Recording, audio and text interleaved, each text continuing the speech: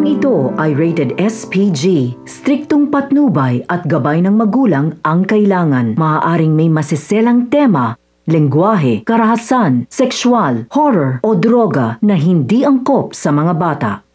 Nang makita ni Tanggol na halos kinain na ng apoy ang buong lugar, agad siyang tumulong sa mga tao para kumuha ng tubig. Ngunit mas lalong lumaki pa ang sunog. Marami na ang mga bahay na nadamay. Mas minabuti niyang tulungan ang mga tao para apulahin ang apoy. Ngunit napansin ni Tanggol na marami ang sumisigaw, humingi ng tulong na nasa loob ng kanilang mga tahanan. Hindi na nagdadalawang isip si Tanggol na kumilos na tulungan ang mas lalong nangangailangan ng kanyang tulong. May isang babae na umiiyak na lumapit kay Tanggol. Takot at labis na nag-aalala sa kanyang anak na naiwan niya sa loob ng kanilang bahay na nasunog. Kaya naman agad na sumugod si Tanggol sa bahay na kung saan naiwan ang bata. Buhis-buhay na pinasok ni Tanggol ang bahay at hindi na niya binali pa ang init ng apoy at makapal na usok maging kapalit man sa kanyang buhay. Ang tanging nasa isip lang ni Tanggol ay ang maisalba ang mga taong nasa loob ng kanilang bahay na natrap ng sunog. Sa kabilang banda naman, hindi na sadyang pagkakataon na magkatagpo ang landas ni Lula Tinding at Pilar habang naglalakad ito sa palengke. Kaya naman nang makita ni Lula Tinding si Pilar, agad siyang tumakbo para umiwas kay Pilar. Ngunit gigil